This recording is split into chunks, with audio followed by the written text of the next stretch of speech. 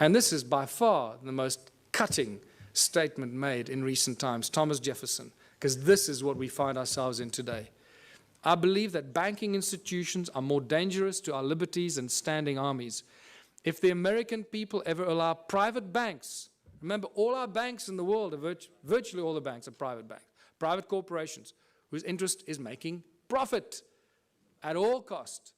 So if the American people ever allow private banks to control the issue of their currency, first by inflation, then by deflation, the banks and the corporations that will grow up around the banks will drive the people of all property until their children wake up homeless on the continent their fathers conquered. That's where we are standing today. All over the world, this is the situation we're in.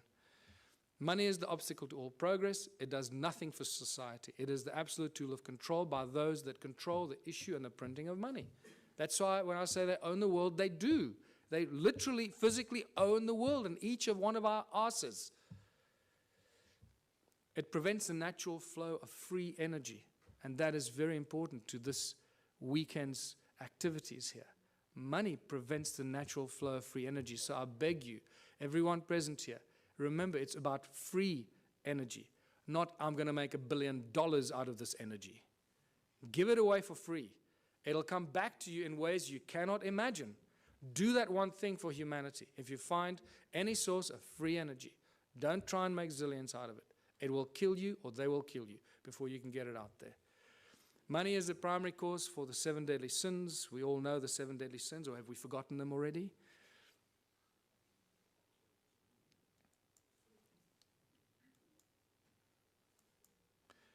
It's not the love of money. Many people ask, oh, it's just the love of money. Money, there's nothing wrong with money, man. It's just a form of exchange. You know, we're so poisoned that we try and argue for it. We try and defend it. That's how poisoned our minds have become. It's incredible. It's not the love of money. It's the mere presence of money that causes all these problems. If you take money out of the system, all this stuff suddenly and miraculously vanishes. So what is the solution? If it's the mere presence of money or the love of money, of all of the above, what are we going to do to solve the problem? The answer is so blatantly obvious. Remove money. Just get rid of it. Get rid of it. What do we need it for? It's causing all the strife in our lives. It's destroying our planet. The mines are raping our Mother Earth, taking out the precious guts out of our Gaia and distributing it around the world to people that claim they own it. It's sick. The obvious questions, if you remove money, so who's going to shovel the crap? How are we going to pay for things? I'll just sit on my ass and do nothing. I want 50 Ferraris. You know. Are we going back to the dark ages, living in caves? Is this a lawless society? Who's going to make the rules? Why should I do something I don't want? These are the first things. I know that these are the most commonly asked questions, and I'm sure that you're asking some of them to yourselves.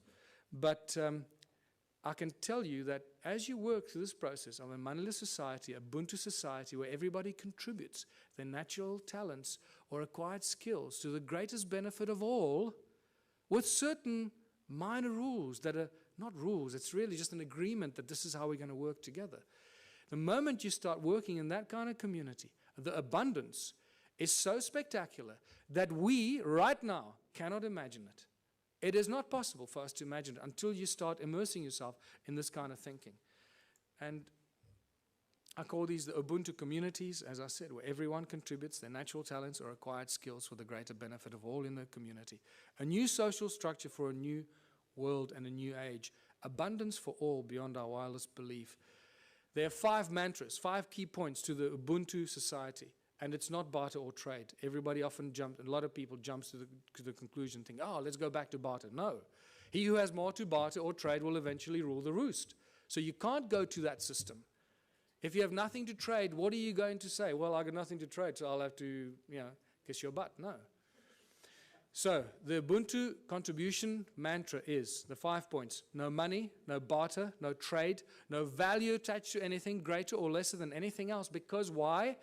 Each one of our contributions should be and is equally valuable. If you start telling, well, I'm a doctor, my time is more valuable than yours, you're barking up the wrong tree, brother. Okay. So, and the final one, where everyone contributes for the greater benefit of all in the community, because that is how you get rewarded. You get rewarded by the recognition of the people in your community.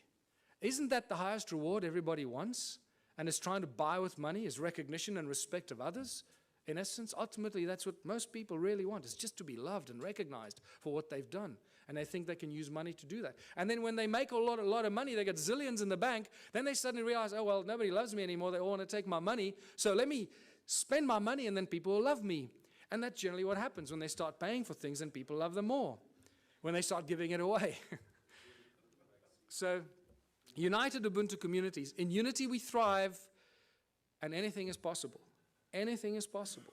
A world without money. There's no crime, no envy, no gluttony, no greed, no hoarding, no hierarchy. And the whole Ubuntu movement and the Ubuntu party has no hierarchy. Communities look after themselves. We have no central government. We don't have any central assholes trying to tell you how you should be running your life.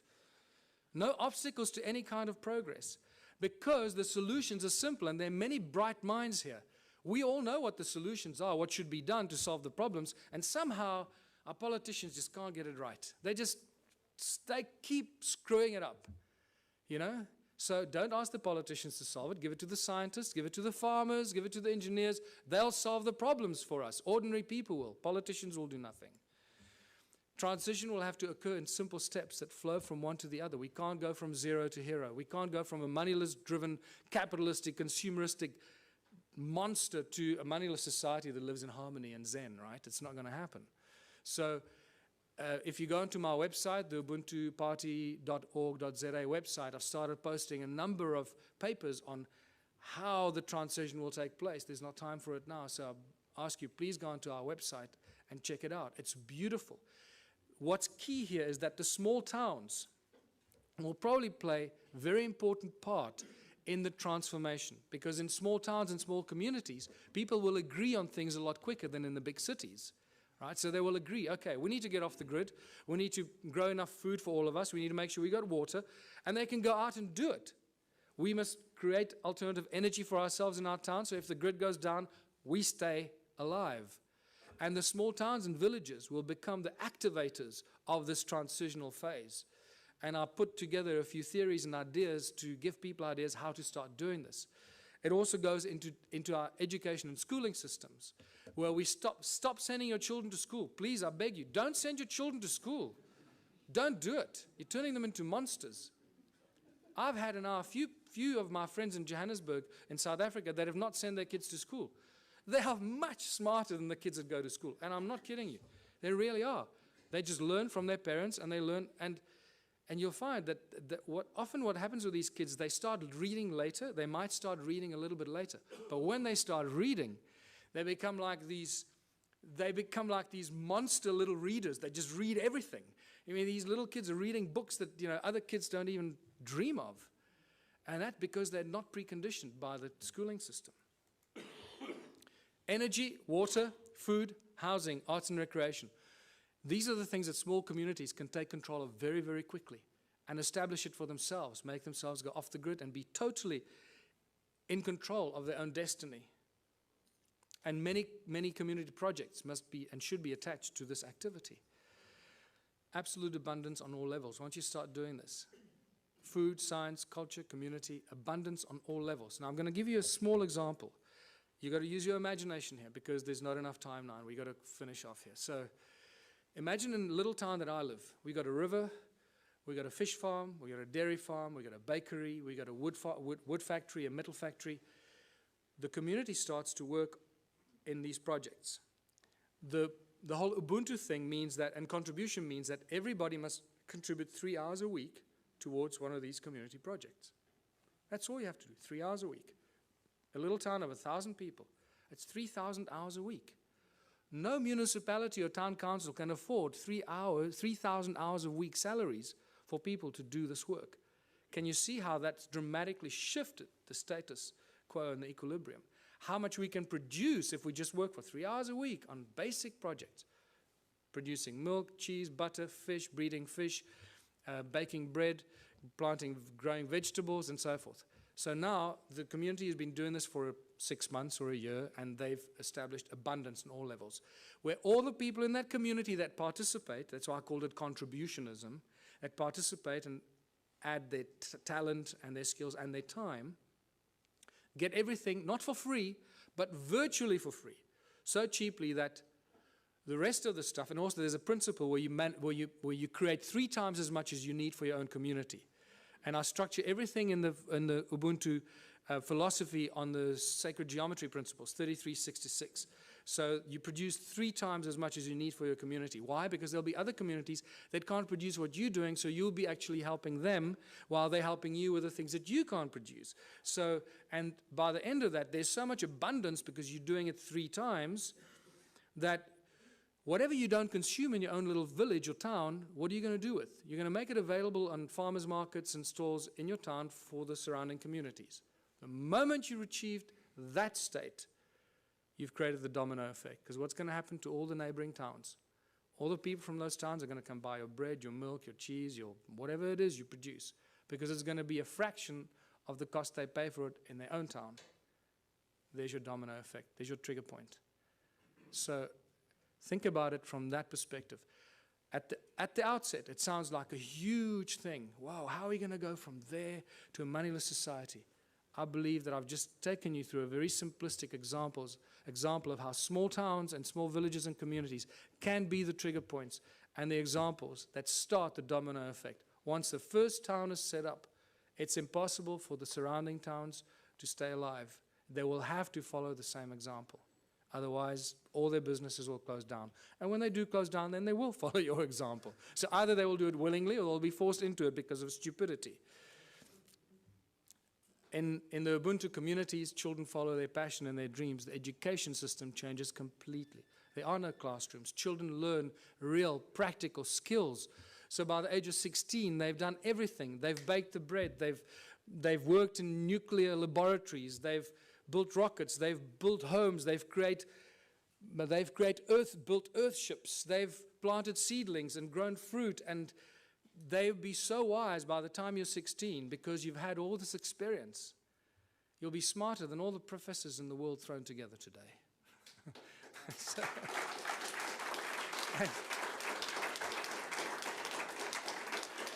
take any school leaver today, put them on a farm, put them anywhere into a practical solution. What can a person with a high school diploma do today? Absolutely nothing. We're useless to society. That's what they've created. Can you see the brilliance in their plan? They are so smart, these people. They. It's us, right? So we are so smart that we're doing this to ourselves, right? Where we create our children, turn our children into these little, we lock them up in jails for 12 years, most precious years of their life, and then throw them out to start all over again and be totally open to manipulation and control. So master teachers, only when a community decides that you're a master shoemaker or you're a master rocket scientist or you're a master baker or a master this, only the community can decide who they will allow to teach their children. Isn't that a better system than teachers that go and get some diploma and they're real assholes and they teach your child? You go, God, how can that? I'm not going to let the teacher teach my child. The community will have the final say. So when I say decentralized government, that's how fine it becomes. The community chooses who their master teachers are, the people that they have respect for, and the people that they honor for their capacity and their ability. And this is how we grow, how we build Ubuntu communities, because only out of unity comes infinite diversity and abundance. Only out of unity. Anything else is a futile exercise that will bring us back to the same point at some future point in time. So I'm going to end here, because this is the end. Join the Ubuntu Liberation Movement. It's not just a South African entity. We've had various people around the world say to us, can we start the same thing in wherever? Yes. Go online. Start the same thing. Use all the material I've published. Put it out there. Share it with everybody. And become part of this transitional phase. And thank you for listening. I hope I gave you some food for thought.